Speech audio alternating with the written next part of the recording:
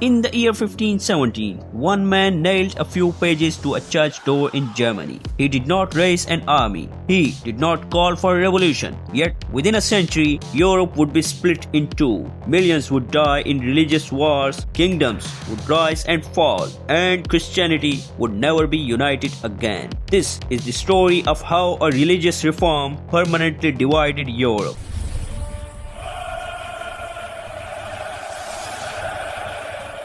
In the early 1500s, Western Europe followed one church, the Roman Catholic Church. Its spiritual center was Rome. Its leader was the Pope. The church controlled not only faith, but education, politics, and daily life. Salvation, people were taught, came through faith and good works, guided by the church. But corruption was growing. One of the most controversial practices was the sale of indulgences. These were the certificates that promised reduction of punishment for sins. They were often sold to raise money, including funds for St. Peter's Basilica in Rome. In Wittenberg, in the Holy Roman Empire, lived a Catholic monk and professor named Martin Luther. On October 31, 1517, Luther wrote a document titled 95 Theses. It criticized indulgences and questioned the church authority to forgive sins for money. He intended it as an academic debate, but the printing press changed everything. Luther's ideas spread rapidly across Germany and beyond. For the first time,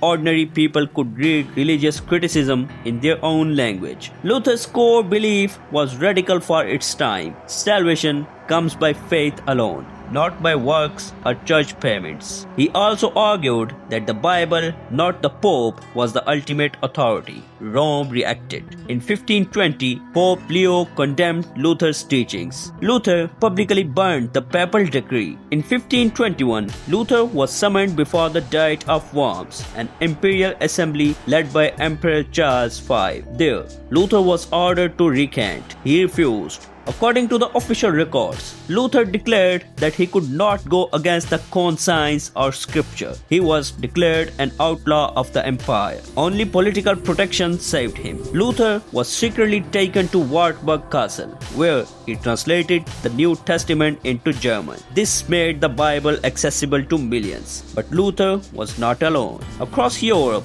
other reformers emerged. In Switzerland, Huldrych Zwingli challenged the Catholic rituals in Zurich. Later, John Calvin developed a strict Protestant theology in Geneva, emphasizing predestination. These movements were not identical, but they all rejected papal authority. Europe began to fracture along religious lines. German princes adopted Lutheranism to gain independence from emperor and the pope. Scandinavian kingdoms followed. Meanwhile, Spain, Italy, France, and much of Austria remained Catholic. Religion became politics. In 1555, the conflict forced a compromise, the Peace of Augsburg. It established the principle Quos regio, ius religio. The ruler of each territory would decide its religion. This legalized the division between the Catholic and Lutheran states. But it did not bring peace. Calvinists were excluded. Tensions remained high.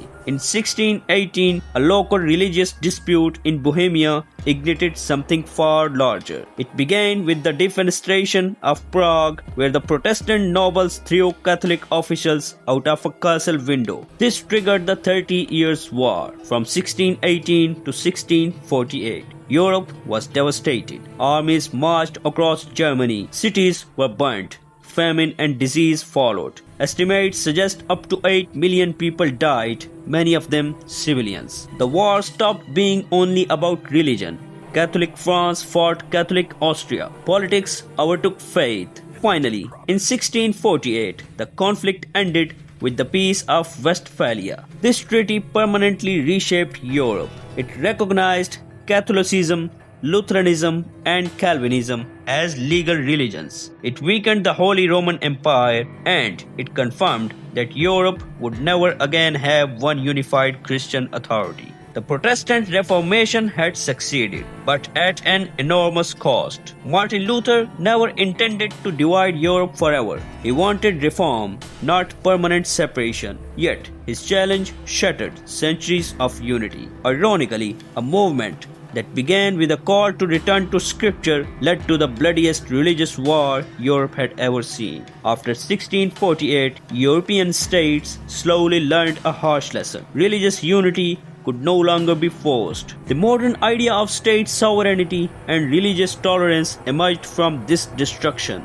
A single protest against the corruption became a turning point in the world history. One reform, two churches, and a divided Europe that still carries those lines today. History reminds us ideas can be more powerful than armies and far more difficult to control.